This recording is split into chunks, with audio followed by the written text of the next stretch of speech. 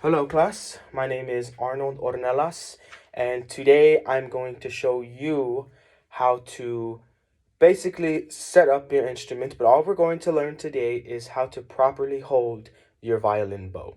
So, we have our cases. Now what we're going to do is we're going to carefully set them down on the floor with the front part of the bag facing up, obviously. Now, from here, depending on the type of case you have, if you have the little latches, you're going to go ahead and undo those latches, but do not open the case. If you have a bag that has Velcro and then some zippers, we're going to first undo the Velcro. And then, as you see, there's two zippers. We're going to undo the right zipper with the right hand to the right. And then with your left hand, you're going to undo the left zipper to the left. And now from here, those of you who have the latches and everybody else, our case is open.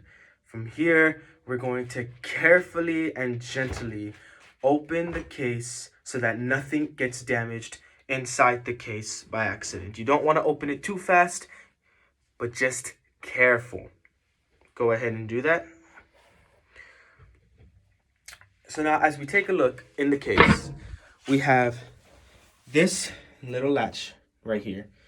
With that latch, what we're going to do is we're going to turn it so that way the bow can come out and we don't have to, like pull on this to do it or pull this and then do that. No, we do not want that. So before you even touch it, do not touch it yet until I say so. So with our right hand, we are going to turn that knob in whatever direction, right or left, but you're only going to turn it and do not grab your bow just yet. So go ahead and do that now. Now from there, we are going to carefully, with two hands, pull out the bow, but don't yank it. We are just going to gently just sliver it right out of its pocket. So go ahead and do that. And now you should be here. With both of your hands on the bow, we're going to hold it like this. As you can see, it is one long stick. So we're going to hold it like this.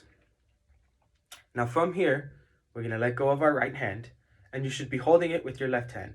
Do not hold it from the strings, from the horsehairs, excuse me, because that will damage the horsehairs, and we don't want that. We also don't want loose bows like this looking like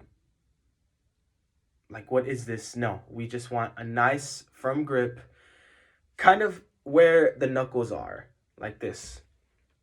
And our thumb is sort of supporting it by that.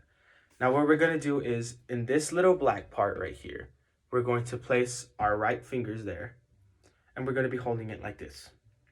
Now, what I like to do is, I like to remove my fingers and place my thumb onto that black part right there. Once this is done, your left hand is still going to stay on the stick, mind you, on the bow, excuse me. We're going to use the index, middle, and ring finger. We're going to wrap it like so, and your pinky is going to be standing up like if you're holding a cup of tea. Now, like holding it with your left hand, we do not want the fingers to go over and damage the horsehairs. We just want them in a nice, comfortable position like so. And now, with your pinky, it is going to go hovering over the frog. This is called the frog, and I use that mainly as a waypoint to show where I can put my fingers and where my bow hold will go. So with this in mind, we have our bow hold.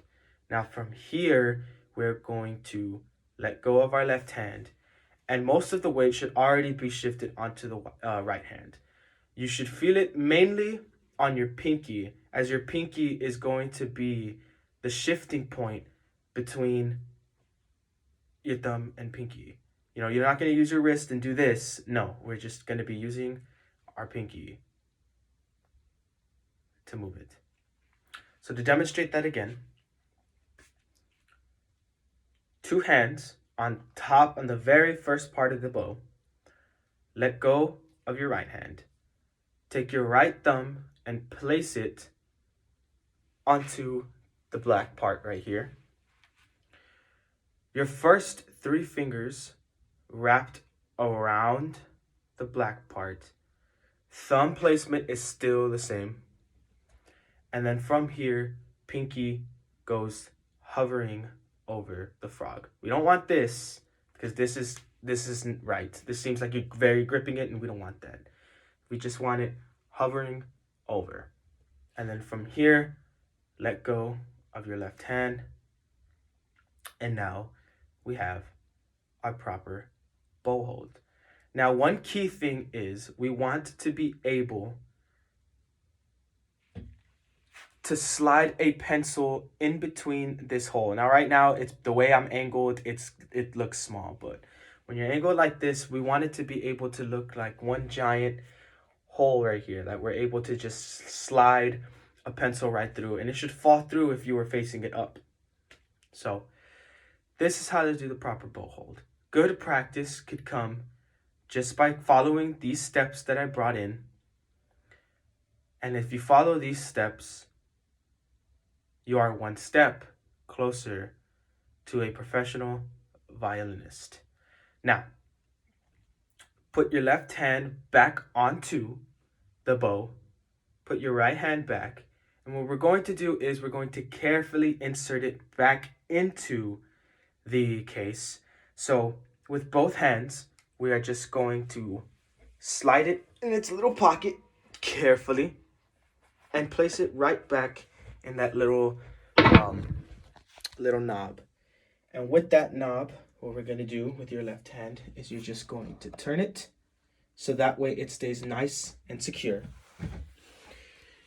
We are going to close the case carefully, just like how we opened it. And with your left hand, we're going to close the left zipper. And with your right hand, we're going to close the right zipper. And now, if you have the latches, you're just going to go ahead and close those latches carefully. Do not pick up the instrument just yet. If you have the Velcro, just go ahead and lock the Velcro. Stand the case up on its bottom side, not like this. That was dangerous enough doing that. And voila. The instrument is put away, the bow is put away, and nothing was damaged. If you follow these steps, you will be one step closer to being a very good violinist and, of course, practicing on the violin. I hope you all learned something today. Thank you so much for having me, and I will see you all next time.